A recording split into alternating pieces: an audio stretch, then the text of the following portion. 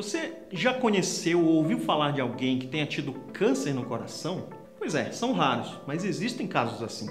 Além do coração ser um símbolo metafórico clássico do amor, ele também tem uma outra distinção, uma quase imunidade ao câncer. E dada a importância desse órgão no corpo, esse é um fato muito positivo para a espécie humana. O que nos leva à seguinte questão: por que esse órgão fundamental é um hospedeiro tão pouco propenso ao desenvolvimento de células cancerígenas? É isso que você vai saber no vídeo de hoje, e muito mais, logo depois da vinheta.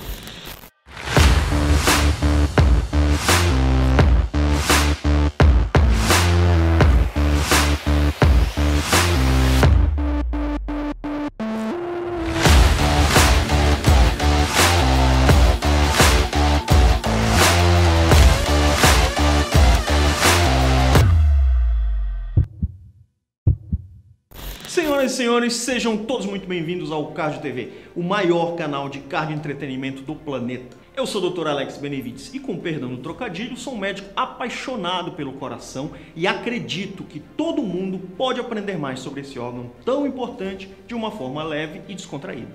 Deixa eu contar um caso de família aqui pra vocês. Gente, não! Filha de Isabel I de Castela e de Fernando II de Aragão, Catarina de Aragão tinha 3 anos quando foi prometida a Arthur, príncipe de Gales, herdeiro do trono inglês. Eles se casam em 1501, mas Arthur morre 5 meses depois.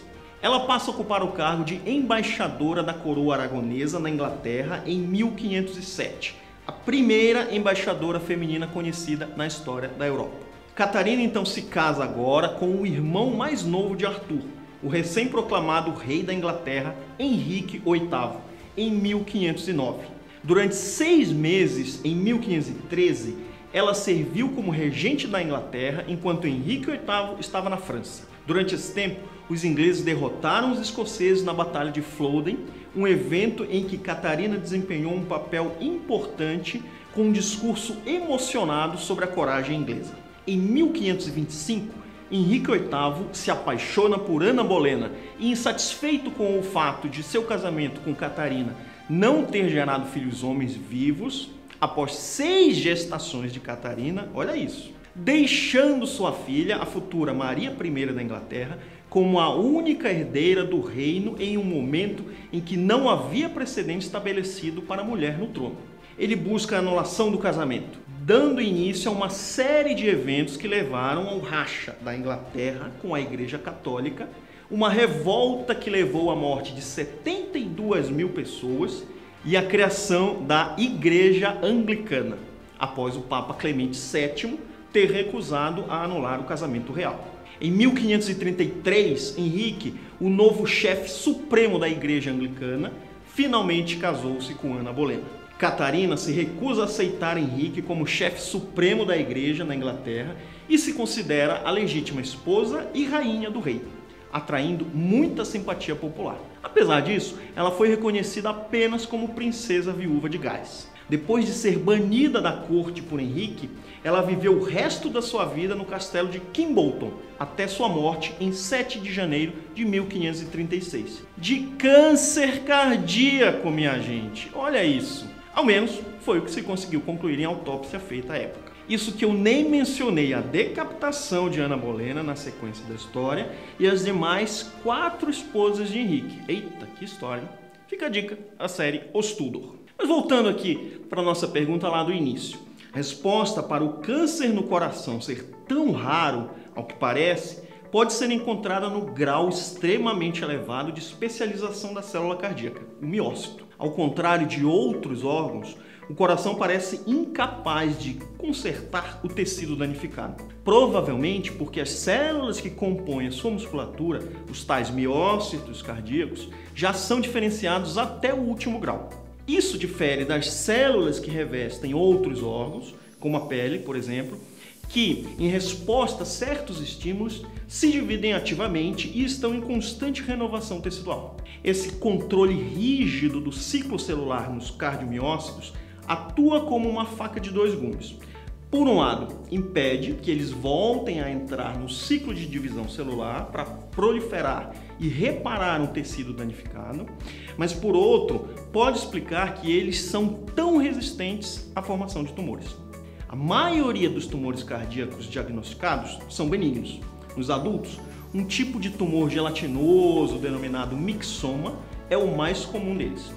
Já em bebês, em crianças, predominam os chamados rabdomiomas, tipicamente associados a uma síndrome denominada esclerose tuberosa. Os tumores cardíacos malignos, na sua maioria, são metástases de tumores primários em órgãos próximos, como os pulmões.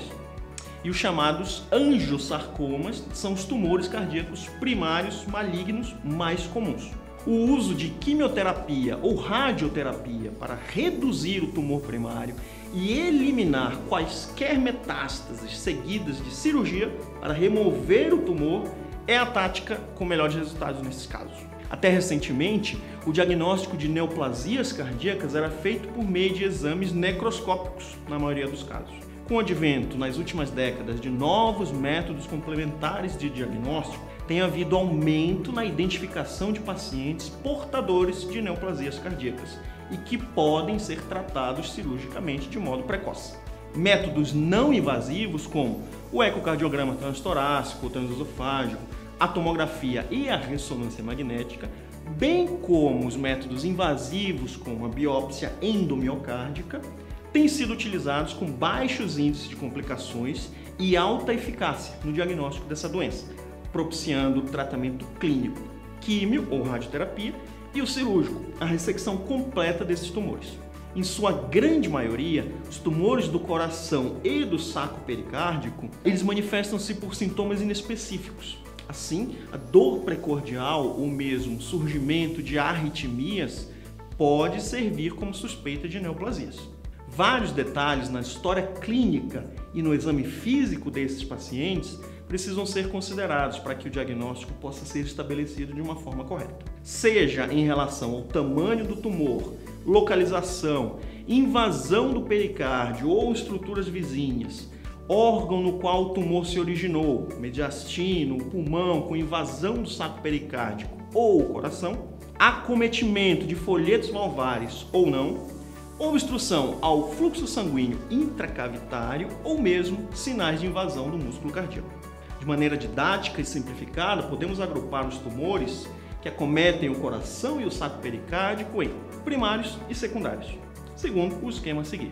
A prevalência de tumores cardíacos primários é estimada em 0,002 a 0,3% em uma série de autópsias e 0,15% em relação a uma série de investigação por ecocardiografia de rotina.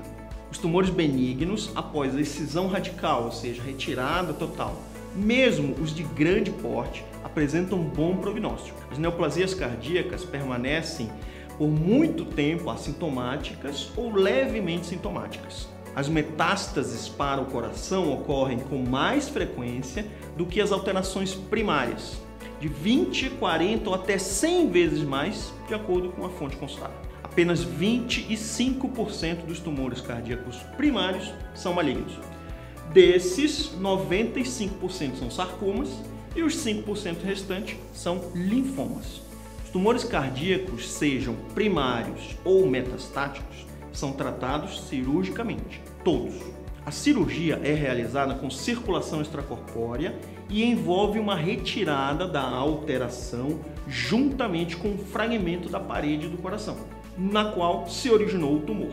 E, frequentemente, é necessária a reconstrução dessa parede ou desse septo com o pericárdio extraído do coração bovino ou PETs, partes de tecidos sintéticos de um material chamado dacro. Já no caso dos sarcomas, existe um grave problema, uma vez que esse tipo de tumor se infiltra ali no meio do miocárdio e não existe material apropriado que se possa ser empregado para suplementar a perda desse músculo, no caso de uma retirada ampla da musculatura. Em alguns casos, a única opção possível é o transplante. Em relação ao acometimento do coração direito, como a gente chama, esse pode ser ressecado quase que completamente e reconstruído usando uma derivação da circulação chamada técnica cirúrgica de Fontan. Na literatura também há um caso de ressecção total do ato esquerdo e o transplante específico dessa câmara devido a um leiomiosarcoma. Quando a estrutura valvar é alterada pelo processo neoplásico, geralmente é necessário o implante de uma prótese. Atualmente, muitos centros, como o nosso, utilizam um método endoscópico para remover tumores do ato esquerdo, obtendo excelentes resultados. Na maioria dos casos, no pós-operatório, um mixoma é confirmado. Esse método também foi aplicado a um fibroelastoma ventricular esquerdo e para um sarcoma de ato esquerdo com avaliação microscópica intraoperatória do tumor. A incidência de recorrências após a remoção do tumor é relevante. No entanto, a cirurgia radical é o principal fator prognóstico.